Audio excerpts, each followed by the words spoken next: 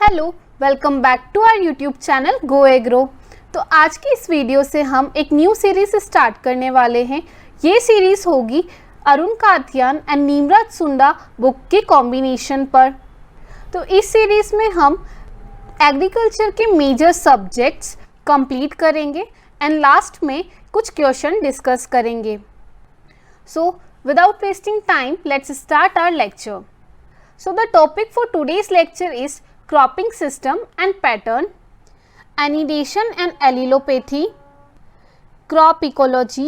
So ये सभी topic को हम इस लेक्चर में डिस्कस करने वाले हैं।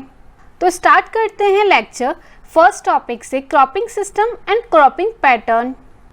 In cropping system, the first type of cultivation practice is shifting cultivation.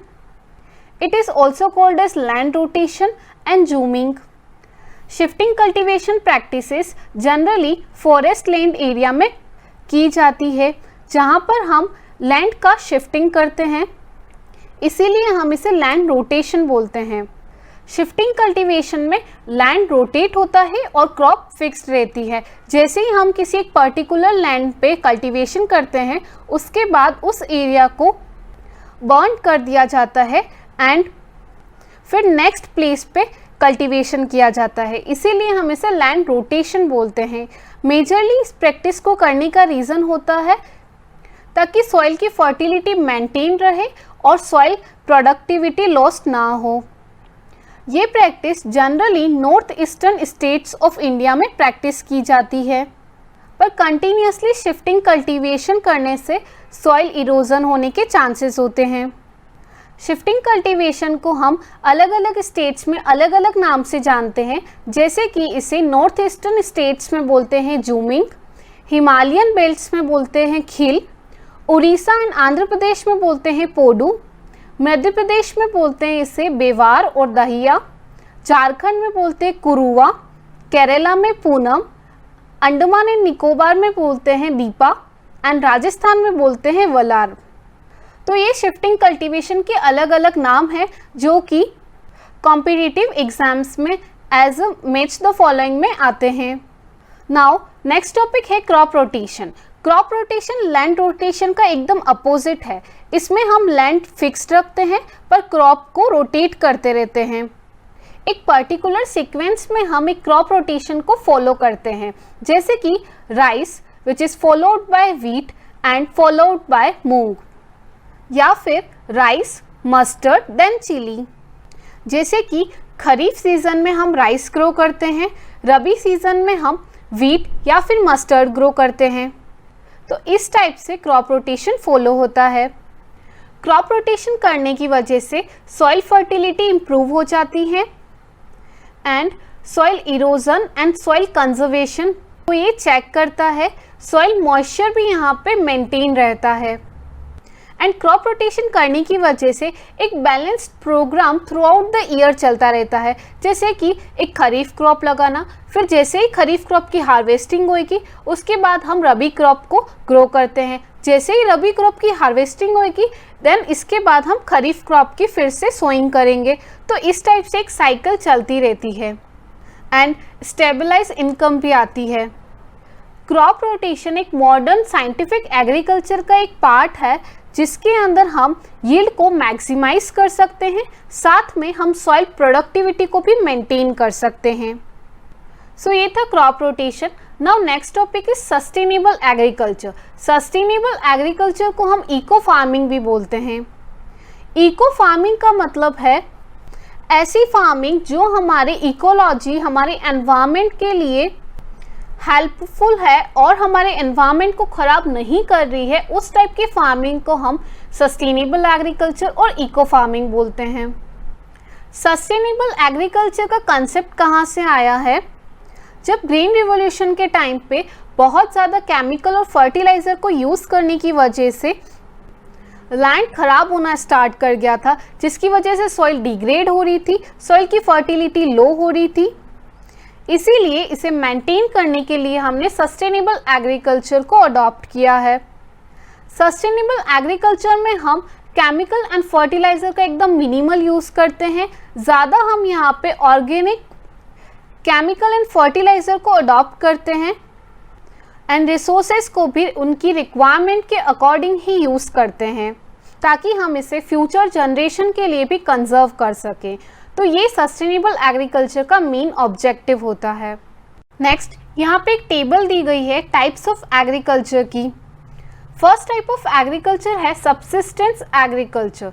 Subsistence agriculture का मतलब है यहाँ पर हम जो एग्रीकल्चर करते हैं उसका मेन ऑब्जेक्टिव होता है फैमिली की नीड्स को फुलफिल करना। इस टाइप का एग्रीकल्चर में हम इनपुट को कम यूज़ करते हैं और आउटपुट भी कम मिलता है। Next is commercial farming. Commercial farming एक high level equilibrium type of agriculture है जिसका मेन ऑब्जेक्टिव होता है इनकम जनरेट करना। यहाँ पर हम क्वांटिटी ऑफ इनपुट्स भी ज़्यादा यूज़ करते हैं और आउटपुट प्रोडक्शन भी ज़्यादा मिलता है।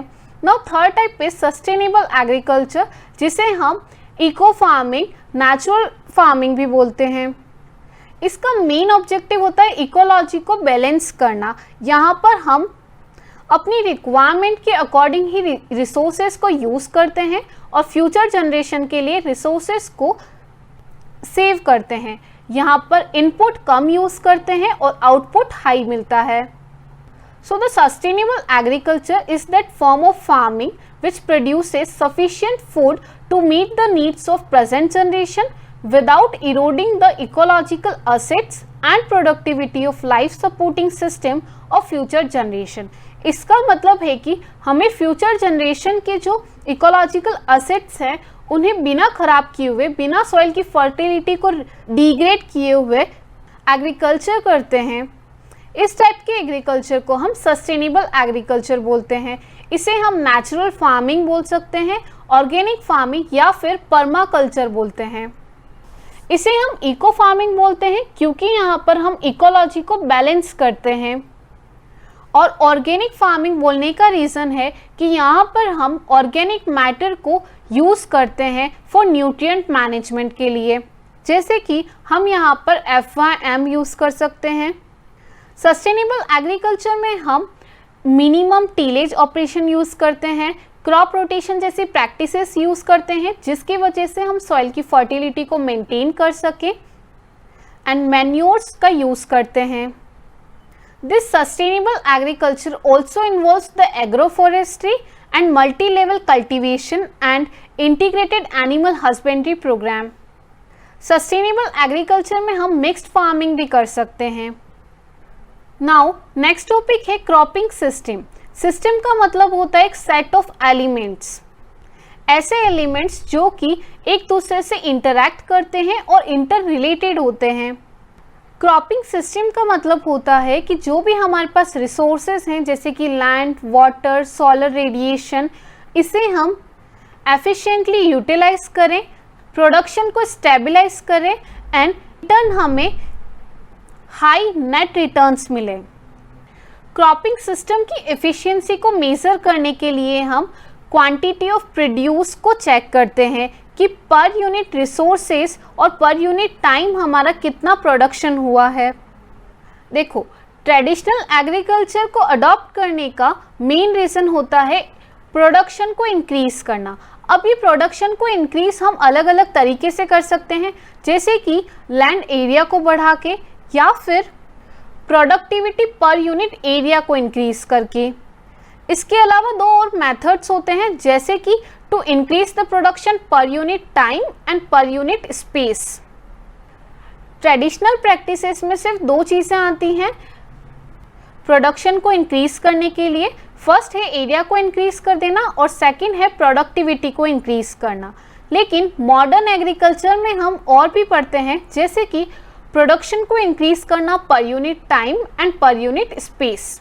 ट्रेडिशनल क्रॉपिंग सिस्टम में हम प्रोडक्टिविटी को इंक्रीज करने के लिए मिक्सचर्स और रोटेशन का यूज़ कर सकते हैं।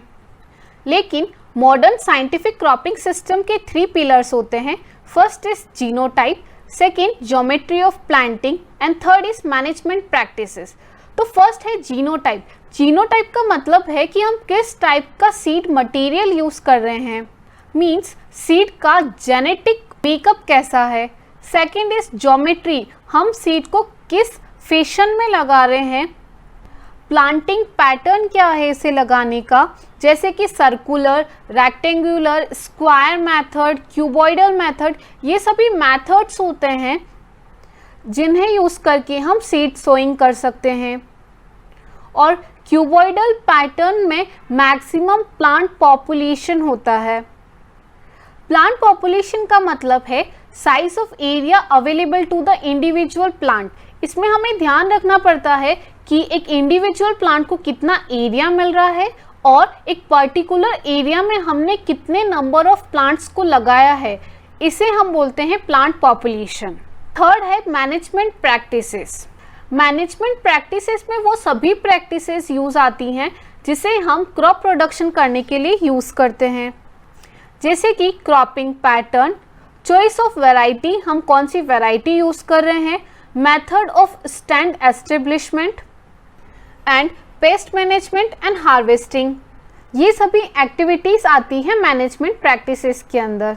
सो this is about cropping system. Now the next topic is cropping pattern. देखो, पैटर्न का मतलब होता है एक अरेंजमेंट। एक पर्टिकुलर टाइम और पर्टिकुलर स्पेस में हम किस टाइप का अरेंजमेंट यूज़ कर रहे हैं क्रॉप के लिए, इसे हम बोलते हैं cropping pattern. Cropping pattern means the yearly sequence and spatial arrangement of crops और fallow on a given area, it is called as cropping pattern. Cropping पैटर्न का मतलब होता है कि हम पर्टिकुलर स्पेस और पर्टिकुलर टाइम में हम किस टाइप का क्रॉपिंग अरेंजमेंट कर रहे हैं और किस टाइप से क्रॉपिंग कर रहे हैं, इसे हम क्रॉपिंग पैटर्न बोलते हैं। Now next is cropping system. So cropping system is a combination of cropping pattern plus crop management. Cropping system का मतलब है कि हम क्रॉप्स को किस टाइप से अरेंज कर रहे हैं और अरेंज करने के साथ में हम कौन सी मैनेजमेंट प्रैक्टिसेस फॉलो कर रहे हैं, इस कॉम्बिनेशन को हम बोलते हैं cropping system. Cropping system place और एनवायरनमेंट के साथ में चेंज होता है। इसका मतलब है कि हर जगह का क्रॉपिंग सिस्टम अलग अलग होता है।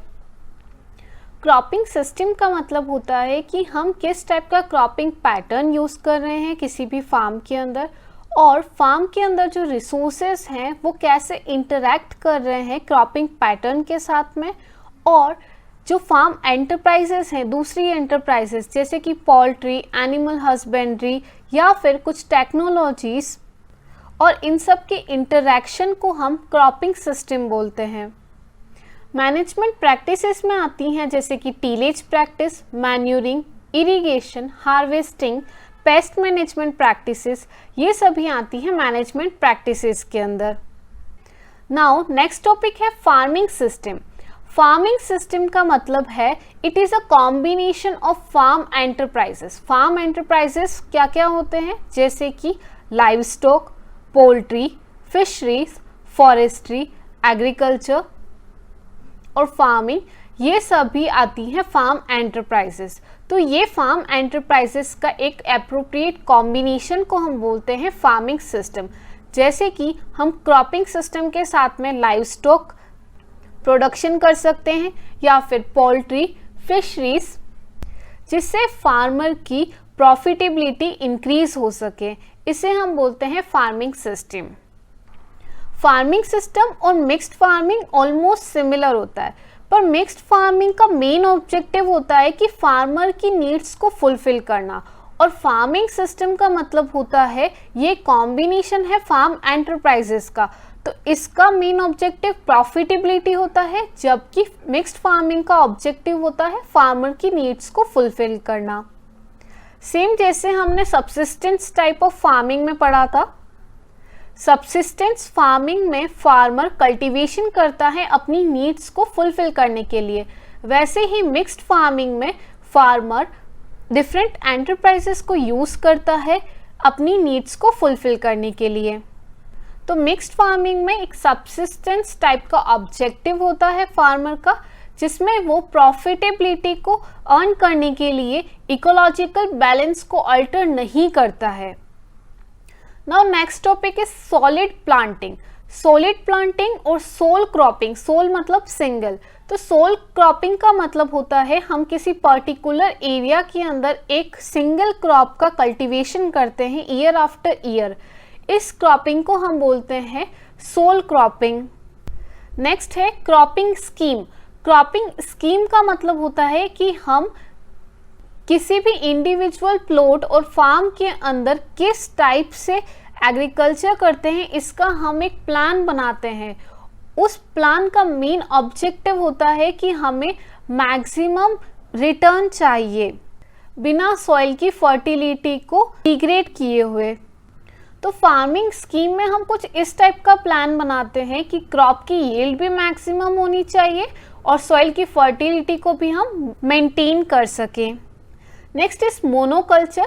मोनोकल्चर जैसे कि इसके नाम से ही पता चल रहा है, मोनो मीन्स सिंगल क्रॉपिंग करनी है इसके अंदर हमें, मीन्स ईयर आफ्टर ईयर हम सेम क्रॉप को ग्रो कर रहे हैं एक पर्टिकुलर लैंड एरिया के अंदर। इसे हम बोलते हैं मोनोकल्चर या फिर मोनोक्रॉपिंग और single cropping. Next topic is cropping intensity और क्रॉपिंग इंडेक्स। क्रॉपिंग इंटेंसिटी का फॉर्मूला होता है total cropping area divided by net cultivated area multiplied by 100। Book के डाटा के अकॉर्डिंग क्रॉपिंग इंटेंसिटी इंडिया की दी हुई है 136% और 135%, but according to the latest data the cropping intensity of India is 155.4%. Now next important topic आता है types of cropping system। कितने type के क्रॉपिंग सिस्टम्स होते हैं? फर्स्ट है मोनोक्रॉपिंग। मोनोक्रॉपिंग का मतलब है सिंगल टाइप की क्रॉप कल्टीवेशन करते हैं, इसमें हम year after year.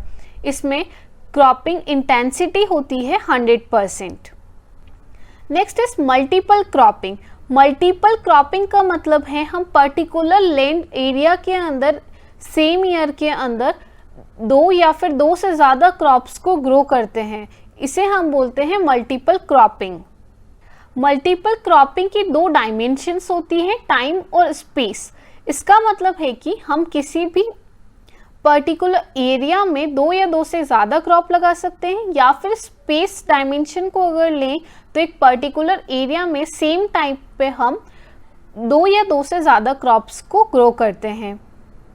Multiple cropping का मेन लिमिटिंग फैक्टर होता है the low intensity of irrigation and long duration of varieties.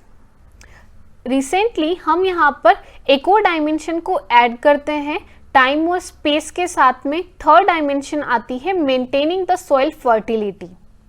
Means time और स्पेस को तो हम यूटिलाइज कर ही रहे हैं, साथ में हमें सॉइल की फर्टिलिटी को भी मेंटेन करना है।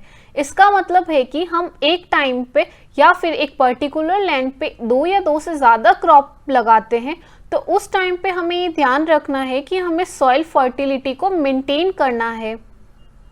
मल्टीपल क्रॉपिंग की वजह से सॉइल फर्टिलिटी डिग्रेड नहीं होनी चाहिए। नाउ मल्टीपल क्रॉपिंग के टाइप्स दिए गए हैं। First is intercropping, second is mixed cropping, third sequential और sequence cropping and fourth is relay cropping और ओवरलैपिंग क्रॉपिंग। इंटरक्रॉपिंग, इंटरक्रॉपिंग का मतलब होता है हम एक पर्टिकुलर लैंड पे सेम टाइम पर दो या फिर दो से ज़्यादा क्रॉप्स को ग्रो करते हैं, but in a definite row arrangement, एक फिक्स्ड रेशो के अंदर और एक फिक्स्ड रो अरेंजमेंट्स के अंदर हम क्रॉप्स को ग्रो करते हैं। इसे हम इंटरक्रॉपिंग बोलते हैं। जैसे कि व्हीट एंड मस्टर्ड को ग्रो कर सकते हैं 9:1 के रेशो में, एंड सेटारिया प्लस रेड ग्राम को ग्रो करते हैं 5:1 के रेशो में। नेक्स्ट यहाँ पे इंटरक्रॉपिंग के टाइप्स दिए हैं। First is parallel cropping. Parallel cropping में हम ऐसी क्रॉप्स को ग्रो करते हैं जिनके अंदर ज़ीरो कंपटीशन होता है, जिनका कोई लिंक नहीं होता है, जैसे कि ब्लैक ग्राम प्लस मेज और ग्रीन ग्राम प्लस मेज। ये दोनों में कोई कंपटीशन नहीं होता है रिसोर्सेज को लेकर। जैसे कि उड़द और मूंग का nutrient peak demand time period होता है 30 to 35 days after sowing, but for maize it is 50 days. तो इनके बीच में न्यूट्रिएंट डिमांड के लिए कोई कंपटीशन नहीं होता है, क्योंकि इनका जो पीक न्यूट्रिएंट डिमांड है वो अलग अलग दिन में होती हैं और इसके बीच में इनको 20 डेज का गैप मिल जाता है। इसे हम बोलते हैं parallel cropping. Second is companion cropping. Companion का मतलब होता है साथी। कंपेनियन क्रॉपिंग एक ऐसी टाइप ऑफ सिस्टम होता है जिसके अंदर हम 2 या 2 से ज़्यादा क्रॉप्स लगाते हैं, तो उनके बीच में कोई भी कंपटीशन और इंटरेक्शन नहीं होता है, उनका सेम प्रोडक्शन होता है जैसे इन्हें अगर हम सॉलिड प्लांटिंग करें तो। इसका एग्जाम्पल है मस्टर्ड प्लस शुगर केन या फिर पोटैटो प्लस शुगर केन और onion plus sugar cane. Third is multi storeyed और multi level cropping. Multi storeyed cultivation का मतलब है इसमें हम ऐसे प्लांट्स को ग्रो करते हैं जिनकी डिफरेंट हाइट होती है, जैसे कि sugar cane plus mustard plus onion. Multi stored cropping के अंदर इनका कैनोपी ओरिएंटेशन और रूट सिस्टम इस टाइप से अरेंज होता है कि इनके बीच में कोई कंपटीशन नहीं होता है। इनकी कैनोपी ओरिएंटेशन और रूट सिस्टम की लेंथ डिफरेंट होती है। Next is synergistic cropping. Synergistic cropping का मतलब है ये इस टाइप का क्रॉपिंग पैटर्न है जिसमें जब हम 2 या 2 से ज़्यादा क्रॉप्स लगाते हैं तो उन दोनों का जो प्रोडक्टिविटी है सोल क्रॉपिंग से ज़्यादा आती है, जैसे कि sugar cane plus potato. Now intercropping 2 type की होती हैं। फर्स्ट है additive series of intercropping and second है replacement series of intercropping. Additive series का मतलब है इसमें एक क्रॉप तो मेन क्रॉप होती है और दूसरी क्रॉप को हम इंटरक्रॉप बोलते हैं। इसमें मेन क्रॉप और बेस क्रॉप का प्लांट पॉपुलेशन सेम होता है जैसे कि हम सोल क्रॉपिंग के अंदर करते हैं, पर इंटरक्रॉपिंग का प्लांट पॉपुलेशन उसकी सोल क्रॉपिंग से कम होता है।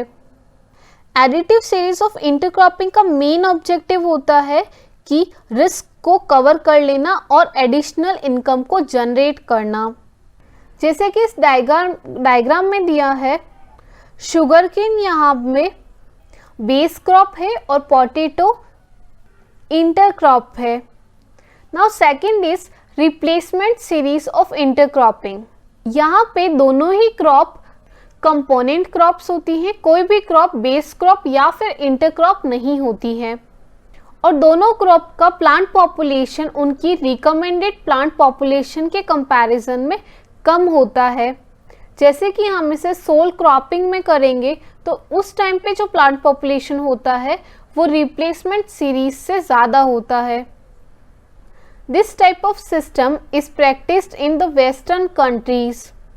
नाउ नेक्स्ट टॉपिक आता है द प्रीरिक्विजिट्स ऑफ सक्सेसफुल इंटरक्रॉपिंग। एक सक्सेसफुल इंटरक्रॉपिंग होने के लिए क्या क्या ज़रूरत होता है। फर्स्ट है कि दोनों का पीक न्यूट्रिएंट डिमांड्स अलग अलग होनी चाहिए। जैसे कि अभी हमने देखा था मेज प्लस उड़ीद। उड़ीद और मूंग का पीक न्यूट्रिएंट डिमांड होती है 30 to 35 days after sowing and maize का पीक न्यूट्रिएंट डिमांड होता है 50 to 55 डेज आफ्टर सोइंग। इसके वजह से यहाँ पे कोई कंपटीशन नहीं होता है न्यूट्रिएंट डिमांड को लेकर। तो इंटरक्रॉपिंग में हम ऐसी क्रॉप लगाने चाहिए जो कि पीक न्यूट्रिएंट डिमांड में डिफ़र करती हो, उनका पीक न्यूट्रिएंट डिमांड अलग अलग हो और उसके बीच में एक वाइड गैप होना चाहिए। सेकंड है competition for light should be minimum among the component crops. जो कंपोनेंट्स क्रॉप हम लगा रहे हैं उनके बीच में लाइट कंपटीशन नहीं होना चाहिए। जैसा कि हमने देखा था मल्टी स्टोर्ड क्रॉपिंग, तो मल्टी स्टोर्ड क्रॉपिंग में हम ऐसी क्रॉप्स को लगाते हैं जिनका कैनोपी ओरिएंटेशन अलग होता है, जिसकी वजह से इनके बीच में किसी भी लाइट का कंपटीशन नहीं होता है। नेक्स्ट इज कॉम्प्लीमेंटरिटी होनी चाहिए दोनों ही क्रॉप्स के अंदर। नेक्स्ट है इनका मैच्योरिटी डिफरेंस होना चाहिए। जैसे कि हम जो भी इंटरक्रॉप्स लगाते हैं उनका मैच्योरिटी पीरियड में डिफरेंस होना चाहिए एटलीस्ट 30 डेज का। ऐसा नहीं होना चाहिए कि दोनों का हार्वेस्टिंग पीरियड सेम टाइम पे आ रहा है। नेक्स्ट है competition for CO2 and water. तो CO2 और वाटर के लिए भी इनके बीच में जीरो कंपटीशन और मिनिमल कंपटीशन होना चाहिए। सो this is all about intercropping. Now next topic is mixed cropping. तो मिक्स्ड क्रॉपिंग में भी हम दो या दो से ज़्यादा क्रॉप्स लगाते हैं एक पर्टिकुलर लैंड के अंदर एक पर्टिकुलर टाइम पीरियड में, but not in a definite row fashion. जैसे कि अभी हमने देखा था इंटरक्रॉपिंग में भी हम दो या दो से ज़्यादा क्रॉप्स लगाते हैं, पर वहाँ पे एक डेफिनिट रो अरेंजमेंट होता है, एक डेफिनिट रेशो होता है क्रॉप्स का। बट मिक्स्ड क्रॉपिंग में ऐसा कोई फिक्स्ड रेशो नहीं होता है, ये इनका एक मेजर डिफरेंस है। मिक्स्ड क्रॉपिंग में हम जनरली सीड सोइंग करते हैं ब्रॉडकास्टिंग मेथड से। इसमें हम डिफरेंट सीड्स को ऐसे मिक्स कर देते हैं मैन्युअली और मैन्युअली ही सीड्स को स्प्रेड कर देते हैं ब्रॉडकास्टिंग के through. And this type of practice is commonly used in dryland areas of India. Mixed cropping एक सबसिस्टेंस फार्मिंग मेथड है। इसका मेन ऑब्जेक्टिव होता है सबसिस्टेंस फार्मिंग। इसका मतलब है कि फार्मर रिस्क को रिड्यूस करना चाहता है। अगर कोई एक टाइप की क्रॉप फेल हो गई है तो दूसरी क्रॉप से भी उसका प्रोडक्शन आ जाना चाहिए। The scientific study of mixed cropping was firstly done by लाफ्लिट्ज। नाउ नेक्स्ट टाइप है सिक्वेंशियल क्रॉपिंग और सीक्वेंस क्रॉपिंग। सिक्वेंशियल क्रॉपिंग का मतलब होता है कि हम सेम पीस ऑफ लैंड में दो या दो से ज़्यादा क्रॉप्स को लगाते हैं क्विक सक्सेशन के अंदर।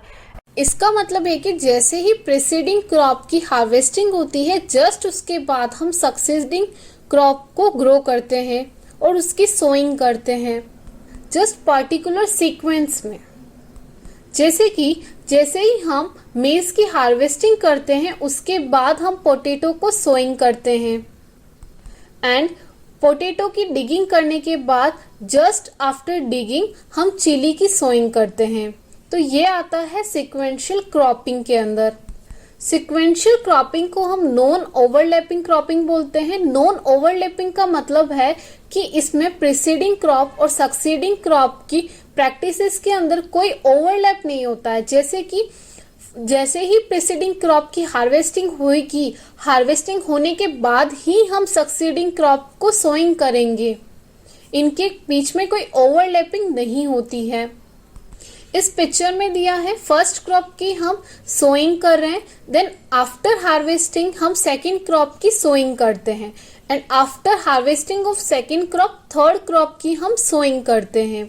So it is called as sequential cropping or non-overlapping cropping. Now next is relay cropping. Relay cropping नाम कहाँ से आया? रिले रेस से। रिले रेस का मतलब है कि प्रीसीडिंग क्रॉप की हार्वेस्टिंग होने से पहले ही हम सक्सीडिंग क्रॉप की सोइंग कर देते हैं। जैसे कि मेज की हार्वेस्टिंग होने से पहले ही just before the harvesting of maize हम पोटैटो की सोइंग कर देते हैं एंड पोटैटो की हार्वेस्टिंग से जस्ट पहले हम रेडिश की सोइंग कर देते हैं। इस रिले क्रॉपिंग को हम बिहार और वेस्ट बंगाल में पैरा बोलते हैं और MP में इसको हम यूटेरा बोलते हैं। पैरा का यहाँ पे एग्जाम्पल दिया है, जैसे कि हम लो लैंड एरिया के अंदर राइस की हार्वेस्टिंग से पहले ही लेथाइरस और लेंटिल्स को ग्रो कर देते हैं, इसीलिए हम इसे ओवरलैपिंग क्रॉपिंग बोलते हैं। यहाँ पे एक पीरियड आता है ओवरलैपिंग का, जैसे कि हम राइस की हार्वेस्टिंग से पहले ही लेंटिल्स को सोइंग कर रहे हैं, तो वहाँ पे हार्वेस्टिंग से पहले का टाइम और सोइंग के बाद का टाइम ओवरलैप हो जाता है, इसीलिए हम इसे ओवरलैपिंग क्रॉपिंग बोलते हैं। ये रिले क्रॉपिंग का method north west part of India में फर्स्ट टाइम सजेस्ट किया था डॉक्टर शेर सिंह ने। रिले क्रॉपिंग का एग्जाम्पल है मूंग, देन मेज, पोटैटो एंड व्हीट। यहाँ पर मूंग की हार्वेस्टिंग से पहले हम मेज की सोइंग करते हैं, मेज की हार्वेस्टिंग से पहले पोटैटो को सो करते हैं और पोटैटो की हार्वेस्टिंग से पहले ही व्हीट की सोइंग हो जाती है। जैसा कि इस पिक्चर में मेंशन किया है, यहाँ पे फर्स्ट क्रॉप की हार्वेस्टिंग से पहले का पीरियड और सेकंड क्रॉप की सोइंग के बाद का पीरियड ओवरलैप हो रहा है, इसीलिए हम इसे ओवरलैपिंग क्रॉपिंग बोलते हैं। नेक्स्ट है मल्टी स्टोर्ड, मल्टी टायर्ड और मल्टी लेवल क्रॉपिंग। जैसा कि मैंने पहले ही बताया था, मल्टी लेवल क्रॉपिंग का मतलब है इसमें हम इस टाइप की क्रॉप को चूज करते हैं जिनका कैनोपी ओरिएंटेशन और रूट सिस्टम लोकलाइजेशन डिफरेंट होता है। मींस इनके कैनोपी की वजह से या फिर रूट सिस्टम की वजह से इनके बीच में कोई कंपटीशन नहीं होता है। जैसे कि हम एक पर्टिकुलर फील्ड में कोकोनट ग्रो करते हैं, साथ में हम ब्लैक पेपर, कोकोआ और पाइनएप्पल को ग्रो करते हैं, तो यहाँ पर कोकोनट की हाइट जाती है 10 मीटर, ब्लैक पेपर की हाइट होती है 6 to 8 मीटर, कोकोआ की होती है 3 मीटर और पाइनएप्पल की होती है 1 मीटर, जिसकी वजह से इनके बीच में कोई कंपटीशन नहीं होता है। जैसा कि इस पिक्चर में शो किया है, यहाँ पर प्लांट्स की हाइट डिफरेंट होती है और इनका रूट डेप्थ भी डिफरेंट होती है, जिनकी वजह से इनके बीच में कोई कंपटीशन नहीं होता है। मल्टी स्टोर्ड क्रॉपिंग का मेन ऑब्जेक्टिव होता है कि हमें वर्टिकल स्पेस को इफेक्टिवली यूटिलाइज करना है। अब नेक्स्ट टॉपिक आता है कि मल्टीपल इंटेंसिव क्रॉपिंग के अंदर हमें किस टाइप की क्रॉप को चूज करना चाहिए।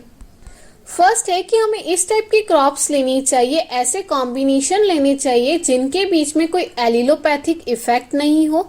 एलिलोपैथिक इफेक्ट का मतलब है कि वो क्रॉप्स किसी भी टाइप के ऐसे टॉक्सिन्स रिलीज ना करें जिसकी वजह से दूसरे क्रॉप को प्रॉब्लम हो सके, या फिर उस प्लांट की वजह से टेम्पररी इमोबिलाइजेशन नहीं होना चाहिए न्यूट्रिएंट्स का, या फिर न्यूट्रिएंट डिप्लीशन नहीं हो जाना चाहिए। इनका रूट डेप्थ डिफरेंट होना चाहिए।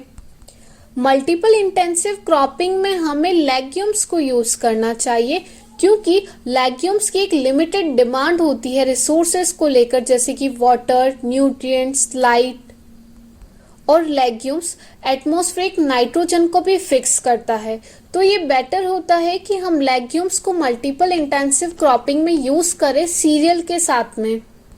मल्टीपल इंटेंसिव क्रॉपिंग के अंदर जो बीच का फ्री पीरियड रहता है जिसमें हम वेजिटेबल्स को ग्रो कर सकते हैं, क्योंकि इनकी एक हाई कैश और न्यूट्रिशनल वैल्यूज होती हैं, क्योंकि सीडलिंग्स को हम एज अ सीडलिंग और प्लांट जैसे भी रेस कर सकते हैं, और वेजिटेबल को हम इंटर स्पेसेस में भी यूज कर सकते हैं, ऑर्चर्ड्स के अंदर या फिर प्लांटेशन के अंदर। मल्टीपल इंटेंसिव क्रॉपिंग के अंदर जो हम क्रॉप चूज करते हैं उनका शॉर्ट ड्यूरेशन होना चाहिए, फोटो पीरियड इनसेंसिटिव होना चाहिए, और ऐसे जीनोटाइप्स लेने चाहिए जो इंटेंसिव क्रॉपिंग सिस्टम में बेस्टली सूट करे। नेक्स्ट इज टेराफॉर्मिंग और टेराफार्मिंग। टेराफार्मिंग का मतलब है कि हमें मार्स को भी अर्थ के जैसे डेवलप करना है ताकि हम वहां पर एग्रीकल्चर कर सकें। प्रेजेंटली मार्स पर हमें बैक्टीरिया और कुछ प्लांट्स मिले हैं। नेक्स्ट है एरोपोनिक्स। एरो वर्ड का मतलब है एयर। एरोपोनिक टेक्निक में हम बिना सॉइल के कल्टीवेशन करते हैं एरेटेड मॉइस्ट एटमॉस्फेयर के अंदर, जिसमें हम स्मॉल क्वांटिटी ऑफ वाटर भी यूज करते हैं एंड केमिकल्स यूज करते हैं। इस टेक्निक को यूज करके हम कोई भी प्लांट कहीं भी किसी भी टाइम पर लगा सकते हैं। एरोपोनिक्स से हम 98% वाटर सेव कर सकते हैं, 60% केमिकल फर्टिलाइजर एंड 100% पेस्टिसाइड्स को सेव कर सकते हैं, क्योंकि यहाँ पे हम एक कंट्रोल्ड कंडीशन के अंदर कल्टीवेशन करते हैं। इसी वजह से यहाँ पर कोई इंसेक्ट पेस्ट और डिसीजेस के चांसेस नहीं होते हैं। सो this is all about cropping system and pattern. Now next chapter आता है एनिडेशन एंड एलिलोपैथी। सो एनिडेशन का मतलब होता है जो इंटरक्रॉप्स हैं वो एक इंटरक्रॉपिंग सिस्टम के अंदर एक कॉम्प्लीमेंट्रिटी इंटरेक्शन दिखाती हैं। कॉम्प्लीमेंट्रिटी इंटरेक्शन का मतलब होता है कि कुछ एडिशनल इफेक्ट दिखता है इनका, मीन्स ये जो इंटरक्रॉप्स हैं इनके बीच में एक पॉजिटिव इंटरेक्शन होता है जिसमें से एक कंपोनेंट स्पीशीज दूसरे स्पीशीज को हेल्प करती है और इनके बीच में एक एनिडेशन होता है बोथ इन द स्पेस और टाइम। सो फर्स्ट है स्पेशियल एनिडेशन। स्पेशियल एनिडेशन का मतलब होता है एनिडेशन इन स्पेस। इसका एग्जाम्पल है मल्टी स्टोर्ड क्रॉपिंग। तो जैसा कि हमने मल्टी स्टोर्ड क्रॉपिंग में देखा था, इसमें कैनोपी ओरिएंटेशन और डेप्थ ऑफ रूट इस टाइप से अरेंज्ड होती है कि उसके बीच में कोई भी कंपटीशन नहीं होता है, इसीलिए इसे बोलते हैं एनिडेशन इन स्पेस। क्योंकि यहाँ पे जो टॉलर स्पीशीज होती हैं जैसे कि कोकोनट, वो हाईली लाइट टॉलरेंट और हाई इवेपोरेटिव डिमांड होती है इनकी, जबकि जो शॉर्टर हाइट की स्पीशीज हैं जैसे कि कोकोआ, ये शेड लविंग होते हैं और इन्हें हाई ह्यूमिडिटी चाहिए होती है। ये स्पेशियल एनिडेशन रूट्स में भी होता है, जैसे कि long roots lower soil depth से न्यूट्रिएंट्स को एब्जॉर्ब करती हैं और ऐसे प्लांट्स जिनकी शैलो रूट सिस्टम होता है वो अपर न्यूट्रिएंट लेवल से ही, ये अपर सॉइल के लेवल से ही न्यूट्रिएंट्स को एब्जॉर्ब करती हैं। तो यहाँ पे एक परफेक्ट कॉम्बिनेशन बन जाता है डीप रूटेड स्पीशीज और शैलो रूटेड स्पीशीज का। इसे हम स्पेशियल एनिडेशन बोलते हैं। नाउ नेक्स्ट है टेम्पोरल एनिडेशन और एनिडेशन इन टाइम। यहाँ पे कॉम्प्लीमेंट्री इंटरेक्शन होता है इंटरक्रॉप्स के अंदर टाइम के रेस्पेक्ट में, जैसे कि हमने देखा था मेज और उड़द का इंटरक्रॉपिंग सिस्टम। मेज का न्यूट्रिएंट पीक डिमांड होती है 50 डेज और 55 डेज आफ्टर सोइंग, और मूंग और उड़द का होता है 30 to 35 डेज आफ्टर सोइंग। क्योंकि यहाँ पर न्यूट्रिएंट पीक डिमांड के बीच में 20 डेज का गैप है, इसकी वजह से यहाँ पे कोई कंपटीशन नहीं होता है, इसीलिए हम इसे टेम्पोरल एनिडेशन बोलते हैं। नाउ नेक्स्ट टॉपिक आता है एलिलोपैथी। एलिलोपैथी का मतलब होता है कि यहाँ पे जो इंटरक्रॉप्स हैं उनके बीच में कॉम्पिटिटिव नेचर होता है और ये कुछ ऐसे केमिकल सब्सटेंसेस रिलीज करती हैं जिसकी वजह से इंटरक्रॉप अफेक्ट हो सकती है। इस कंडीशन को हम बोलते हैं एलिलोपैथी इफेक्ट। ये केमिकल टॉक्सिन्स रूट से भी रिलीज हो सकते हैं या फिर क्रॉप रेसिड्यूज के डिकम्पोजिशन होने से भी कुछ टॉक्सिन्स रिलीज हो सकते हैं डायरेक्टली, या फिर ये इनडायरेक्टली इंटरक्रॉप्स को हार्मफुल इफेक्ट देता है। ये एसोसिएट क्रॉप्स की जर्मिनेशन को खराब कर सकता है। इस टाइप के क्रॉप्स को हम इंटरक्रॉप्स में नहीं लगाते हैं, जैसे कि sunflower, sorghum, walnut, cucumber, peach and eucalyptus. ये ऐसे प्लांट्स हैं जो एलिलोपैथिक इफेक्ट शो करते हैं। जैसे कि सनफ्लावर सॉइल के अंदर एक केमिकल सब्सटेंस रिलीज करता है जिसकी वजह से एसोसिएटेड क्रॉप्स अफेक्ट होती है, और जो नेक्स्ट क्रॉप हम लगाते हैं उसका जर्मिनेशन भी इनहिबिट हो सकता है टॉक्सिन्स की वजह से। इसके अलावा सनफ्लावर के जो रेसिड्यूज हैं वो भी डिकम्पोज होने के बाद कुछ ऐसे केमिकल्स रिलीज कर देते हैं सॉइल के अंदर। इसीलिए इसके बाद जो हम सब्सिक्वेंट क्रॉप लगाते हैं उसे 15 to 20 डेज बाद लगाना चाहिए, जिसे हम लाप्से पीरियड बोलते हैं। इसकी वजह से सब्सिक्वेंट क्रॉप को एलिलोपैथिक इफेक्ट फेस करना नहीं पड़ता है और सनफ्लावर के जो रेसिड्यूज हैं वो इजीली और जल्दी से डिकम्पोज हो जाते हैं। नाउ एलिलोपैथी दो टाइप की होती है, true allelopathy and functional allelopathy. ये डायरेक्टली और इनडायरेक्टली कुछ ऐसे हार्मफुल इफेक्ट शो करते हैं अदर क्रॉप्स को इनके टॉक्सिक सब्सटेंसेस की वजह से। सेकंड आता है फंक्शनल एलिलोपैथी। फंक्शनल एलिलोपैथी का मतलब ये डायरेक्टली कोई टॉक्सिन्स रिलीज नहीं करते हैं, जबकि कुछ ऐसे प्रीकर्सर रिलीज करते हैं सॉइल के अंदर जो माइक्रोब्स के कांटेक्ट में आके एक्टिव सब्सटेंस में कन्वर्ट हो जाते हैं। इसे हम फंक्शनल एलिलोपैथी बोलते हैं। नेक्स्ट, एलिलोपैथी दो टाइप से ऑब्जर्व की जाती है, एलो इनहिबिशन और ऑटो इनहिबिशन। एलो इनहिबिशन का मतलब है एक स्पीशीज ऐसा केमिकल रिलीज करती है जो दूसरे स्पीशीज को अफेक्ट कर सकता है, लेकिन वो अपनी स्पीशीज को अफेक्ट नहीं करता है। ऑटो इनहिबिशन का मतलब है ये कुछ ऐसे टॉक्सिन्स रिलीज करते हैं जो प्रोड्यूसर स्पीशीज को खुद से ही अफेक्ट कर सकता है। नेक्स्ट है एलिलोकेमिकल्स। एलिलोकेमिकल्स ऐसे केमिकल्स होते हैं जो एलिलोपैथी शो करते हैं। ये एलिलोकेमिकल्स रूट से भी रिलीज हो सकते हैं, जैसे कि वॉलनट, कुकुम्बर और पीच की रूट से रिलीज होते हैं। कुछ एलिलोकेमिकल्स एरियल पोर्शन से भी रिलीज हो सकते हैं, और एरियल पोर्शन जैसे कि लीफ, स्टेम से रिलीज होने के बाद ये रेन ड्रॉप या फिर फॉलिंग लीफ या इंसेक्ट, एनिमल एक्टिविटीज की वजह से ये सॉइल के अंदर मिल जाते हैं। For example eucalyptus globules. ये यूकैलिप्टस ग्लोब्यूल्स रिलीज होते हैं लीव्स से, और ये मस्टर्ड सीड्स के जर्मिनेशन को ड्रास्टिकली रिड्यूस कर देते हैं। इसके अलावा सनफ्लावर की जो क्रॉप रेसिड्यूज हैं वो भी एलिलोकेमिकल्स रिलीज करते हैं। सो ये एग्जाम्पल्स थे पॉजिटिव एलिलोपैथी के। अब कुछ ऐसे भी केमिकल्स होते हैं जो एक कॉम्पिटिटिव नेचर ना शो करें, वो नॉन कॉम्पिटिटिव इंटरैक्शन दिखाते हैं इंटरक्रॉप्स के साथ में। इसे हम बोलते हैं negative allelopathy. Next is legume effect. Legume effect का मतलब होता है कि जब भी हम क्रॉप रोटेशन के अंदर में लेग्यूम को लगाते हैं तो इससे क्रॉपिंग सिस्टम और इंटेंसिव हो जाता है। जैसे कि हमें पता है कि लेग्यूम्स नाइट्रोजन फिक्सेशन करने का काम करते हैं।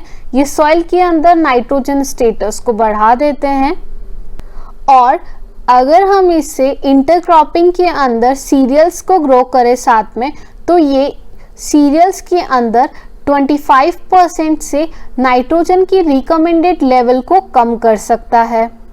इसके अलावा लेग्यूम्स के जो क्रॉप रेसिड्यूज हैं, रूट नोड्यूल्स हैं, वो डिकम्पोज होने के बाद नाइट्रोजन सॉइल के अंदर रिलीज कर देते हैं, जो नाइट्रोजन सक्सीडिंग क्रॉप के लिए बेनिफिशियल हो सकता है। देन लेग्यूम्स सॉइल के अंदर फास्फोरस को भी एब्जॉर्ब करता है मोर एफिशिएंटली, और ये फास्फोरस सक्सीडिंग क्रॉप के लिए भी अवेलेबल रहता है। इसका मतलब है कि लेग्यूम्स इनऑर्गेनिक फास्फोरस को ऑर्गेनिक फास्फोरस की फॉर्म में कन्वर्ट करता है, एंड लेग्यूम्स की हायर केटायन एक्सचेंज कैपेसिटी होती है सीरियल्स के कंपैरिजन में। सो डोंट बी कंफ्यूज, इसे हम नेगेटिव एलिलोपैथी नहीं बोलेंगे, ये है लेग्यूम इफेक्ट। नाउ नेक्स्ट आता है सॉर्गम इफेक्ट। सॉर्गम के जो क्रॉप रेसिड्यूज हैं उनका हायर CN रेशियो होता है, और जब ये सॉइल में जाके डिकम्पोज्ड हो जाते हैं तो ये नाइट्रोजन को टेम्पररी इमोबिलाइज कर देते हैं, जिसकी वजह से सॉइल के अंदर नाइट्रोजन की डेफिशिएंसी हो जाती है। नेक्स्ट टॉपिक है कॉटन इफेक्ट। कॉटन एक डीप रूटेड क्रॉप है जो सॉइल की लोअर लेयर से न्यूट्रिएंट्स को एब्जॉर्ब करती है। तो कॉटन इफेक्ट का मतलब होता है कि कॉटन के बाद में हम ऐसी सक्सीडिंग क्रॉप लगाएं जो कि शैलो रूट सिस्टम हो जिससे ये अनयूज्ड न्यूट्रिएंट्स को अपर लेयर से एब्जॉर्ब कर सके, और इस इफेक्ट को हम बोलते हैं cotton effect. So this is all about the topic एनिडेशन and allelopathy. Next topic is crop ecology. The word ecology is derived from the word oikos. Oikos का मतलब होता है home और ecology का मतलब होता है environment. तो crop एक environment के साथ में कैसे relationship create करती है, और या फिर जो crop है वो अपनी community, अपने surrounding के साथ में किस टाइप से relation maintain करती है, उसे हम बोलते हैं crop ecology. अब क्रॉप की जो सराउंडिंग एरियाज हैं वहाँ का जो क्लाइमेटिक कंडीशन है वो क्रॉप के क्लाइमेटिक कंडीशन के अकॉर्डिंग डिफर करता है, और इसे हम बोलते हैं माइक्रो क्लाइमेट. और ये डिफर करने का रीज़न होता है कि जो क्रॉप एरिया है उसका रिलीफ, एक्सपोजर और कवरिंग कैसा है, मीन्स उसके कैनोपी पे भी डिपेंड करेगा। तो एग्रीकल्चर पॉइंट ऑफ व्यू के हिसाब से हम माइक्रो क्लाइमेट को दो टाइप से स्टडी करते हैं, at plant level and at soil level. Plant level का मतलब है कि जो इको क्लाइमेट है प्लांट का वो जस्ट प्लांट के कैनोपी के ऊपर और कैनोपी के नीचे डिफर करेगा। और ये जो micro climate at plant level है वो वेरी करेगा प्लांट की हाइट के अकॉर्डिंग, कंडेंस्ड कितनी है कैनोपी का स्ट्रक्चर कैसा है, उसका शेप एंड साइज के अकॉर्डिंग। फॉर एग्जाम्पल ऐसे प्लांट्स जिनका लार्ज मॉर्फोलॉजिकल फीचर है या फिर जिसका कैनोपी स्ट्रक्चर लार्ज है वो एयर मूवमेंट को रिड्यूस कर देगा और सन रेस को पेनिट्रेट होने से भी बचाएगा। इसका मतलब है कि जिसकी लार्ज कैनोपी स्ट्रक्चर है उसकी वजह से sun rays directly ground surface पर नहीं आएगी। इट मीन्स जो प्लांट कैनोपी है वो लाइट की इंटेंसिटी और क्वालिटी को चेंज कर सकती है। नेक्स्ट है micro climate at soil level. इसका मेन फैक्टर है सॉइल कलर। सॉइल कलर की वजह से जो इनकमिंग रेडिएशंस है वो रिफ्लेक्ट होती है and the percentage of incoming radiation that is reflected it is called as albedo और एल्बिडो इफेक्ट। ये एल्बिडो डिपेंड करती है सॉइल टाइप पे, plant cover, moisture content of soil, soil organic, thermal regimes. For example हम soil moisture को conserve करने के लिए सॉइल के ऊपर मल्च यूज़ करते हैं। तो मल्च यूज़ करने का रीज़न होता है कि मॉइस्चर इवेपोरेट ना हो और सॉइल के अंदर मेंटेन रहे। नेक्स्ट टॉपिक आता है हार्वेस्टिंग इंडेक्स और हार्वेस्ट इंडेक्स। हार्वेस्टिंग इंडेक्स का मतलब होता है कि प्लांट कितने एफिशिएंटली कार्बन डाइऑक्साइड को यूटिलाइज कर रहे हैं फोटोसिंथेसिस करने के लिए, इसे हम बोलते हैं हार्वेस्टिंग इंडेक्स या फिर हम इसे कोफिशिएंट ऑफ इफेक्टिवनेस भी बोल सकते हैं। इसके अलावा हम इसे पार्टीशनिंग कोफिशिएंट भी बोल सकते हैं। हार्वेस्टिंग इंडेक्स डिपेंड करता है प्लांट का एक्सपोज एरिया कितना है, कितना एफिशिएंटली प्लांट कार्बन डाइऑक्साइड को फिक्सेशन कर रहा है एंड एसिमुलेट कर रहा है। एसिमुलेशन का मतलब होता है कि जैसे हमारी बॉडी के अंदर हम डाइजेशन, फूड को डाइजेस्ट करने के बाद फूड एसिमुलेट होता है, नेक्स्ट प्रोसेस आती है एसिमुलेट होना, मीन्स कितने एफिशिएंटली वो यूटिलाइज हो रहा है। सो this is about harvesting index. Harvesting index का फॉर्मूला होता है economic yield upon biological yield. ना इकोनॉमिक यील्ड हमें मिलती है सिर्फ ग्रेन से, स्ट्रो को बेचने से हमें कोई पैसा नहीं मिलता है। ऐसी प्रोडक्ट जिसकी वजह से हमें पैसा मिलता है, जो इकोनॉमिक यूज़ के लिए हम यूज़ करते हैं, उसे बोलते हैं इकोनॉमिक यील्ड। और सीरियल्स में वो आता है grains. Then it is divided by the biological yield. तो बायोलॉजिकल यील्ड अगर हम देखें तो हमें एक क्रॉप से ग्रेन और स्ट्रो दोनों मिलता है। तो harvesting index equals to economic yield divided by biological yield into 100 या फिर सिंक अपॉन सोर्स भी बोल सकते हैं इसे हम। अब ग्रेन यील्ड को हम कैसे कैलकुलेट करते हैं? तो ग्रेन यील्ड को कैलकुलेट करने का फॉर्मूला होता है grain yield per unit area is equals to number of plants per unit area. Per unit area में कितने प्लांट्स हैं, पर प्लांट में कितने टीलर्स प्रेजेंट है, फर्टाइल टीलर्स जो कि ग्रेन प्रोड्यूस कर रहे हैं। देन फर्टाइल टीलर्स में एक ईयर के अंदर कितने ग्रेन्स प्रेजेंट हैं एंड एक इंडिविजुअल ग्रेन का वेट कितना है। अगर हम इन सबको मल्टीप्लाई कर देंगे तो हमें मिलेगा ग्रेन यील्ड। तो सिंपली हमें ऐसे याद रखना है, एक पर्टिकुलर एरिया में कितने प्लांट्स हैं, प्लांट्स में कितने फर्टाइल टीलर्स हैं, फर्टाइल टीलर्स में कितने ईयर्स प्रेजेंट हैं और ईयर्स के अंदर ग्रेन्स कितने हैं और ग्रेन्स का वेटेज। यहाँ पे एक और चीज़ याद रखनी है जो यहाँ पे नहीं गिवन है, हार्वेस्टिंग इंडेक्स सबसे मिनिमम होता है पिजन पी का 19%। नेक्स्ट है सिंक सोर्स रेशो। सोर्स का मतलब है प्लांट के कुछ ऐसे पार्ट्स जहाँ पे फोटोसिंथेसिस होता है। अब वो फोटोसिंथेसिस लीव्स में ही होता है जनरली, तो उसे हम बोलेंगे सोर्स।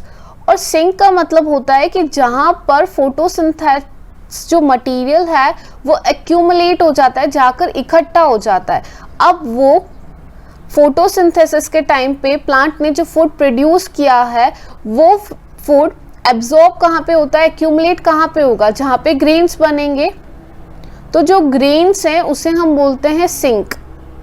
पर कुछ केसेस जैसे कि पोटैटो के अंदर स्टेम में फूड एक्यूमुलेट होता है, शुगर बीट के अंदर रूट में फूड एक्यूमुलेट होता है, एंड पालक के अंदर लीफ में फूड एक्यूमुलेट होता है, तो उसे भी हम सिंक ही बोलेंगे। एक हायर हार्वेस्टिंग इंडेक्स होने के लिए प्लांट का सिंक ज़्यादा होना चाहिए, मीन्स जो वो फूड एक्यूमुलेट कर रहा है वो ज़्यादा होना चाहिए। और ये डिपेंड करेगा गुड सोर्स पे, partitioning of photosynthesis and translocation of assimilates. ये सिंक से सोर्स का जो फॉर्मेशन है वो एक रिवर्सिबल प्रोसेस होता है, पर सोर्स टू सिंक एक ज़्यादा प्रोनाउंस्ड प्रोसेस है। जैसे ही प्लांट के अंदर इन्फ्लोरेसेंस अपीयर होने लगता है तो उस टाइम पे लीव्स और इन्फ्लोरेसेंस के बीच में फोटोसिंथेसिस एसिमिलेट्स को लेकर कंपटीशन होता है। तो उस टाइम पे मोस्टली जो एसिमिलेट्स हैं वो चाहते हैं ग्रेन्स डेवलपमेंट के लिए। Now next topic is ideotype. Ideo का मतलब होता है सिमिलर। इसे हम एक मॉडल प्लांट्स पे बोल सकते हैं। कोई भी प्लांट का प्रोडक्शन डिपेंड करता है कि वो किस टाइप का प्लांट है, उसकी क्लाइमेटिक कंडीशंस कैसी हैं, सॉइल टाइप और उसके मैनेजमेंट फैक्टर्स कैसे हैं। तो आर्मी एंड ग्रेवियर ने बताया था कि हम प्लांट के प्रोडक्शन को इंक्रीज कर सकते हैं प्लांट टाइप को और उसका जो ग्रेन फीलिंग पीरियड है उसे इंक्रीज करके, क्योंकि ये एक लिमिटिंग फैक्टर है। So there is a direct relationship between the plant type and crop production। और ये डिपेंड करता है प्लांट की ओरिएंटेशन, उसमें नंबर ऑफ लीव्स कितनी प्रेजेंट है, क्योंकि जितनी लीव्स प्रेजेंट होगी उतना फोटोसिंथेसिस होगा, उतना ज़्यादा फोटोसिंथेटिक मटेरियल एसिमिलेट होगा। ईडियोटाइप का फर्स्ट टाइम कंसेप्ट दिया था डोनाल्ड ने 1968 में। ईडियोटाइप एक मॉडल प्लांट होता है जिसे हम एक्सपेक्ट करते हैं कि वो सेम परफॉर्म करे और बिहेव करे एक पर्टिकुलर डिफाइंड एनवायरनमेंट के अंदर, जैसे एक नॉर्मल प्लांट बिहेव करता है। जैसे कि एक आइडियल होता है, हम आइडियल के जैसे बनना चाहते हैं, वैसे ये जो ईडियोटाइप प्लांट है वो बिहेव करता है एक नॉर्मल प्लांट के जैसे। यहाँ पे कुछ क्रॉप्स के ईडियोटाइप्स दिए हैं, जैसे कि वीट। देखो, लॉजिंग को अवॉइड करने के लिए हमें स्ट्रॉन्ग स्टेम होना ज़रूरी है। लॉजिंग का मतलब होता है प्लांट का गिर जाना। देन नेक्स्ट ईडियोटाइप पे एक फीचर है स्मॉल इरेक्ट लीव्स। जो लीव्स हैं वो इरेक्ट होनी चाहिए ताकि वो सनशाइन को डायरेक्टली कैनोपी में अलाउ कर सकें। Then a large erect ear, और हार्वेस्टिंग इंडेक्स के ज़्यादा होने के लिए फर्टाइल फ्लोरेट और fertile tillers per unit area भी ज़्यादा होना चाहिए। एंड फोटोसिंथेटिक एरिया को इंक्रीज करने के लिए ओन्स प्रेजेंट होने चाहिए, ईयर के अंदर ओन्स होते हैं। देन कल्म सिंगल प्रेजेंट होनी चाहिए ताकि वेजिटेटिव ग्रोथ को अवॉइड कर सके। Then that ideotype should resist the insect pest and diseases. Then lastly and important, photosynthetics का एसिमिलेशन, पार्टीशनिंग एंड ट्रांसलोकेशन होना चाहिए। नेक्स्ट इज ईडियोटाइप फॉर मेज। अपर लीव्स का इसमें इरेक्ट होना ज़रूरी है और लोअर लीव्स का हॉरिजॉन्टल कंडीशन में होना चाहिए, क्योंकि जो अपर लीव्स है वो अलाउ कर सके कि सनलाइट डायरेक्टली डाउनवर्ड मूव कर सके, एंड जो लोअर लीव्स हैं वो हॉरिजॉन्टली प्रेजेंट होनी चाहिए ताकि वो सनलाइट को एब्जॉर्ब कर सके एंड प्रॉपर मूवमेंट अलाउ कर सके एयर का। देन नंबर ऑफ कोप्स ज़्यादा प्रेजेंट होने चाहिए जिससे हार्वेस्टिंग इंडेक्स ज़्यादा हो सके। एंड प्लांट की height should be around 1.5 metres. इससे ज़्यादा भी नहीं होनी चाहिए ताकि लॉजिंग हो सके। Next crop is gram. ग्राम इडियोटाइप का फीचर्स बताए थे पांडे एंड सक्सेना ने इन द ईयर 1973। सो ग्राम की इडियोटाइपिक फीचर्स है कि जैसे ही ग्राम प्लांट में रिप्रोडक्टिव स्टेज स्टार्ट हो जाती है तो उस टाइम पे प्लांट की वेजिटेटिव ग्रोथ स्टॉप हो जानी चाहिए। मीन्स जो फोटोसिंथेटिक्स एसिमुलेट हैं वो रिप्रोडक्टिव ग्रोथ के लिए कंज्यूम होने चाहिए। देन इरेक्ट ब्रांचिंग होनी चाहिए। नेक्स्ट ग्रुप इज अरहर। जैसे कि हमने देखा था अरहर का हार्वेस्टिंग इंडेक्स सबसे मिनिमम होता है। इसका रीज़न ये है कि फर्स्ट 2 मंथ्स तक अरहर की ब्रांचेस ज़्यादा ग्रो नहीं करती हैं, जिसकी वजह से ये सोलर एनर्जी को भी एब्जॉर्ब नहीं कर पाती हैं ज़्यादा, और लेटर स्टेज में यहाँ पर वेजिटेटिव और रिप्रोडक्टिव फेजेस में कंपटीशन चलता है सनलाइट को लेकर। सो अरहर प्लांट के इडियोटाइपिक फीचर्स हैं कि बिगनिंग टाइम पे इसकी फास्ट ग्रोथ होनी चाहिए ताकि जो सनलाइट है वो वेजिटेटिव पार्ट्स इजीली यूटिलाइज कर सके। देन रिप्रोडक्टिव फेज तभी स्टार्ट होनी चाहिए जब उसका वेजिटेटिव ग्रोथ कंप्लीट हो जाए। मींस वेजिटेटिव और रिप्रोडक्टिव फेज में कोई कंपटीशन नहीं होना चाहिए। देन लॉन्ग फ्लोरल एक्सिस होना चाहिए जिसमें 2 to 3 फ्लावर्स प्रेजेंट हो। देन सिंक्रोनाइजेशन होना चाहिए फ्लावरिंग के अंदर। मीन्स सभी फ्लावर्स सेम टाइम पे ग्रो करें और ओपन हो जाएं। देन एक्टिव रूट नोड्यूल्स होने चाहिए एंड प्लांट इंसेक्ट पेस्ट और डिजीजेस से रेजिस्टेंट हो। Then next crop is rainfed upland rice. It should have short growth duration around 85 to 100 days। Then effective deep root system होना चाहिए। Plant should be of dwarf height. Erected leaves होनी चाहिए। Thick stem होना चाहिए। Fertile tillers present होने चाहिए। Flowering में synchronisation होना चाहिए। Good number of panicles present होने चाहिए। देन पर panicles grains should be high. moderate seed dormancy, and lastly the resistance to insect pest and diseases, and particularly it should be resistant to Helminthosporium. Next है idiotype for rain-fed weeds. It was proposed by Dr. Asaria. So rain-fed weeds की idiotypic condition से spikelets large number में होने चाहिए। Then पेडिंकल्स की large height होनी चाहिए। Strong and deep root system होना चाहिए। Then flat leaves parallel to the soil and grain filling के टाइम पर टेम्परेचर होना चाहिए 25 degree centigrade maximum. Then ideotype 4 dryland farming. Dryland farming के कुछ कॉमन से इडियोटाइप्स है जैसे कि शॉर्ट ग्रोथ ड्यूरेशन होनी चाहिए, क्योंकि वाटर अवेलेबिलिटी कम होती है तो उस टाइम पे हम एक्सपेक्ट करते हैं कि शॉर्ट ग्रोथ ड्यूरेशन होगी, तो उस टाइम पे प्लांट अपनी लाइफ साइकिल जल्दी से कंप्लीट कर लेगा। देन इफेक्टिव रूट सिस्टम होना चाहिए जो वाटर को एब्जॉर्ब कर सके। Then it should be drought tolerance. Few leaves होनी चाहिए जिसकी वजह से इवेपोरेशन लॉस ज़्यादा ना हो और फोटोसिंथेसिस मेंटेन हो सके।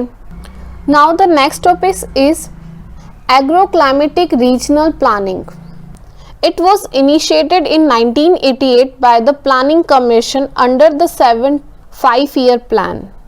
ये एग्रोक्लाइमेटिक रीजनल प्लानिंग हुई है एग्रोक्लाइमेटिक फैक्टर्स के बेसिस पर। एग्रोक्लाइमेटिक फैक्टर्स होते हैं जैसे कि rainfall, temperature, soil, topography, cropping and farming systems and the water resources. So इन सभी फैक्टर्स की वजह से हम एग्रोक्लाइमेटिक रीजन्स को डिवाइड करते हैं। So India has 11 agroclimatic zones and 21 agro ecological zones हैं। एग्रो इकोलॉजिकल जोन्स के 2 मेजर कंपोनेंट्स होते हैं, biotic factor and abiotic factors, जिसमें बायोटिक फैक्टर में आते हैं flora and fauna and abiotic factors में आते हैं वाटर, मिनरल्स एंड लाइट। यहाँ पे एग्रोक्लाइमेटिक जोन्स दिए हैं, उनका एवरेज एनुअल रेनफॉल, मेजरली कौन कौन सी क्रॉप्स ग्रो करती हैं और कौन से एरियाज में ये लाई करता है, इसका पीडीएफ मैं टेलीग्राम ग्रुप पे अवेलेबल करवा दूंगी, वहाँ से आप रीड कर लेना। वेस्टर्न हिमालयन रीजन फर्स्ट है। इसमें रीजन्स आते हैं Jammu and Kashmir, Himachal Pradesh and hilly areas of Uttar Pradesh. यहाँ का क्लाइमेटिक कंडीशन होती है cool and humid. Annual rainfall होती है 1650 to 2000 mm। मेजरली हम यहाँ पे क्रॉप्स ग्रो करते हैं wheat, maize, paddy and potato. Second है eastern Himalayan region. Eastern Himalayan region में आते हैं Sikkim, hills of Darjeeling, Arunachal Pradesh, Nagaland, Meghalaya, Manipur, Tripura, Mizoram, Assam and some parts of waste Bengal and Bihar. यहाँ का क्लाइमेटिक कंडीशन होता है humid and sub humid. Majorly हम क्रॉप्स ग्रो करते हैं मेज, पैडी, जूट, रैपसीड। और हमने स्टार्टिंग में पढ़ा था shifting cultivation. Shifting cultivation eastern areas में ही होती हैं। ईस्टर्न हिमालयन रीजन के 1/3 एरिया में शिफ्टिंग कल्टीवेशन की जाती है और इसकी वजह से सॉइल इरोजन होता है। Then third is lower Gangetic plains. इसमें रीजन्स आते हैं वेस्ट बंगाल एंड क्रॉप्स होती है rice, jute, rapeseed and wheat.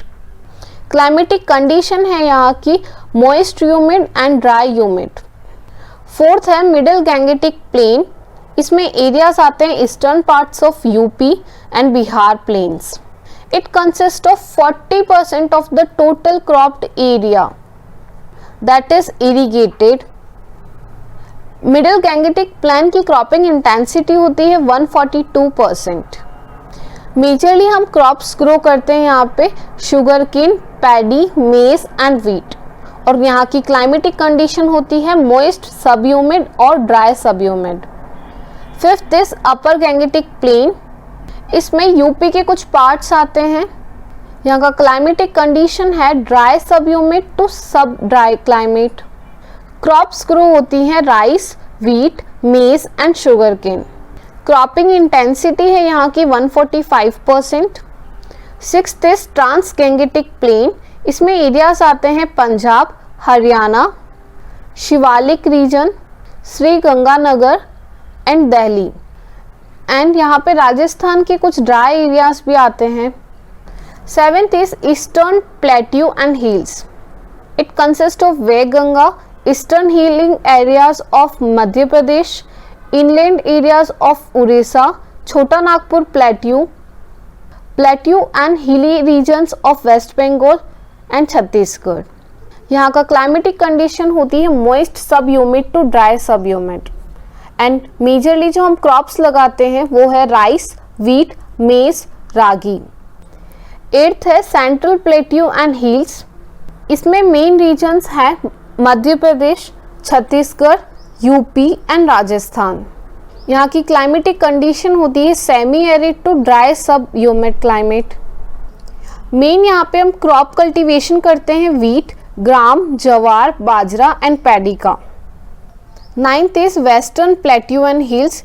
It consist of the main regions of Maharashtra, MP, some parts of Rajasthan. यहाँ का क्लाइमेटिक कंडीशन होती है सेमी एरिड क्लाइमेट। मेजरली हम क्रॉप ग्रो करते हैं यहाँ पे jowar, bajra, cotton and wheat. Tenth is southern plateau and hills. इसमें एरियाज आते हैं आंध्र प्रदेश, कर्नाटका, तमिलनाडु। यहाँ की क्लाइमेटिक कंडीशन होती है सेमी एरिड जोन्स। यहाँ के 81% ड्राई लैंड फार्मिंग की जाती है और यहाँ की क्रॉप इंटेंसिटी है 111%। 11th is East Coast Plains.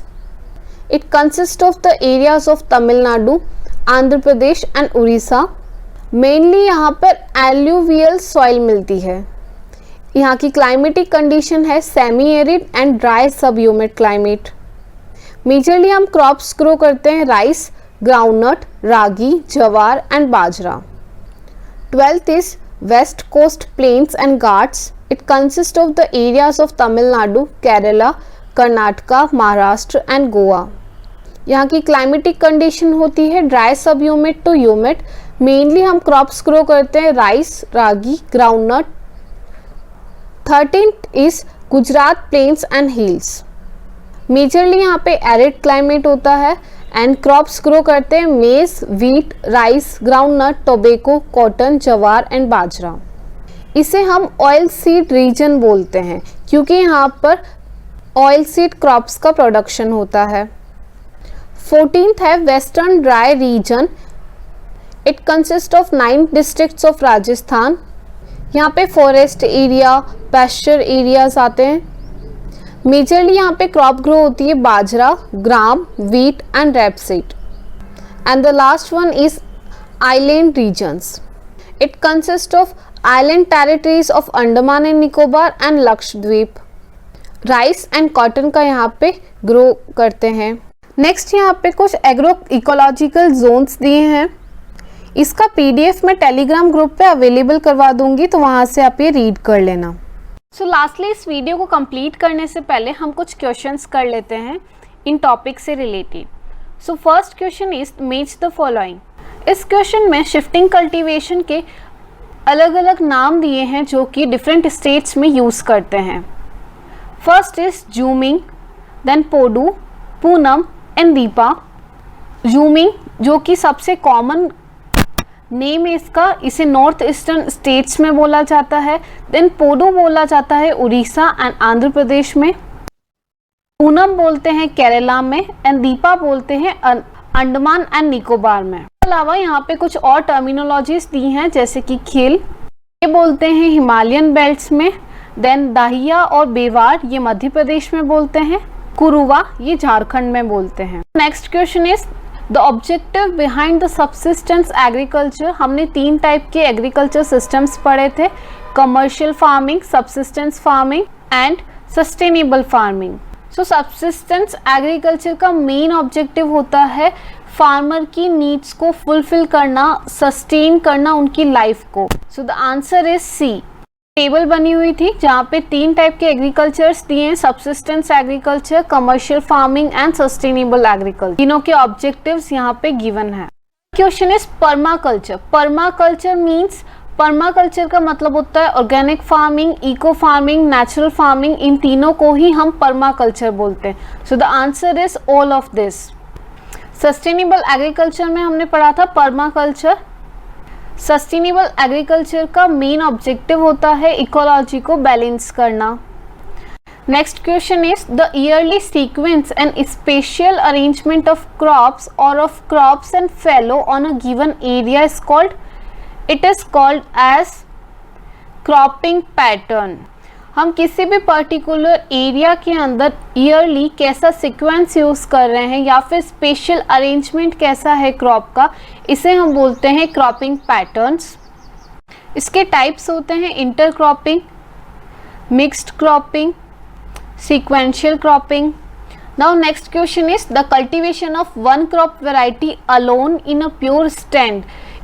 इसे हम बोलते हैं सोल क्रॉपिंग, सॉलिड क्रॉपिंग या फिर मोनोक्रॉपिंग। इसका मतलब है एक पर्टिकुलर टाइम और एक पर्टिकुलर स्पेस में हम सिर्फ एक सिंगल क्रॉप को ग्रो करते हैं। Next is growing 2 or more crops simultaneously on the same piece of land with a definite row arrangement or in a fixed ratio। तो जब भी हम 2 या 2 से ज़्यादा क्रॉप्स को एक डेफिनिट रो अरेंजमेंट्स में ग्रो करते हैं, इस टाइप के क्रॉपिंग पैटर्न को हम बोलते हैं इंटरक्रॉपिंग। जब यहाँ पे एक डेफिनेट रो अरेंजमेंट और फिक्स्ड रेशियो नहीं लिखा हो तब हम बोलेंगे मिक्स्ड क्रॉपिंग। बट एक डेफिनेट रो अरेंजमेंट और फिक्स्ड रेशियो में जो क्रॉप्स को हम ग्रो करते हैं इसे हम बोलते हैं intercropping. Next question is overlapping cropping is. Overlapping cropping हम बोलते हैं रिले क्रॉपिंग में, जिसमें प्रीसीडिंग क्रॉप की हार्वेस्टिंग से पहले ही हम सक्सीडिंग क्रॉप को ग्रो करते हैं, इसीलिए हम इसे बोलते हैं ओवरलैपिंग क्रॉपिंग, क्योंकि यहाँ पे प्रीसीडिंग क्रॉप की हार्वेस्टिंग से पहले का टाइम और सक्सीडिंग क्रॉप की सोइंग के बाद का टाइम ओवरलैप हो जाता है। और नॉन ओवरलैपिंग क्रॉपिंग बोलते हैं सीक्वेंशियल क्रॉपिंग को, जिसमें प्रीसीडिंग क्रॉप की हार्वेस्टिंग होने के बाद ही हम सक्सीडिंग क्रॉप की सोइंग करते हैं। Next question, the total agroclimatic Jones in India. India में टोटल एग्रोक्लाइमेटिक जोन्स हैं 15। और एग्रो इकोलॉजिकल जोन्स बोले तो हैं 21। Now next question is land equivalent ratio in additive series. Land equivalent ratio का फॉर्मूला होता है yield of intercropping divided by yield of sole crops. जब भी लैंड इक्विवेलेंट रेशियो का वैल्यू 1 से ज़्यादा होता है इट मीन्स ये जो इंटरक्रॉपिंग है वो बेनिफिशियल है। और एडिटिव सीरीज में लैंड इक्विवेलेंट रेशियो का वैल्यू होता है मोर देन 1 और रिप्लेसमेंट सीरीज में ये होता है less than 1। Next question is the crop rotation intensity for 2 year of groundnut wheat and sugar cane is. Crop rotation intensity का फॉर्मूला होता है number of crops in crop rotation divided by number of years in crop rotation. तो यहाँ पे number of crops कितनी है 3 और number of years कितने हैं 2। तो 3 divided by 2 multiplied by 100 it is 150%. Next question, the zones which comprises of 46 districts of MP, parts of Chhattisgarh, UP and Rajasthan. Also 75% of the area is rain affected with the semi-arid to dry subhumid climatic condition. ये direct question है central plateau and hills zone से। Next question is एनिडेशन एनिडेशन और allelopathy पढ़ा था हमने। एनिडेशन एक complementary effect होता है और एलिलोपैथी एक कॉम्पिटिटिव इफेक्ट होता है। इसमें हमने 2 टाइप के एनिडेशन पढ़े थे, एनिडेशन इन स्पेस और time. Next question, the crops such as sweet potato, urad and turmeric are grown in the passages formed by the rows of eucalyptus and cassia mainly to hasten the soil fertility restoration and reduce the soil erosion in। इस type की cropping को हम बोलते हैं एले cropping. एले cropping में जो फॉरेस्ट क्रॉप्स होती हैं उनके बीच में जो एरियाज हैं वहाँ पे हम दूसरी क्रॉप्स को लगाते हैं जैसे कि उड़द, sweet potato, turmeric. Now the last question is broadcasting of different seeds are done after mixing of the seeds is called। So ये क्रॉपिंग का मेथड है जिसमें हम सीड्स को सबसे पहले इंटरमिक्स कर देते हैं और मिक्स करने के बाद ब्रॉडकास्ट कर देते हैं डायरेक्टली। इन्हें हम एक पर्टिकुलर कोई डेफिनेट रो फैशन में या फिर रो अरेंजमेंट्स में नहीं ग्रो करते हैं। इस टाइप के क्रॉपिंग सिस्टम को हम बोलते हैं mixed cropping. So this is all about today's lecture. Next lecture में हम इसके बाद के टॉपिक्स करेंगे और लास्ट में उनके कुछ क्वेश्चंस को डिस्कस करेंगे। So thanks for watching and don't forget to like, subscribe and share.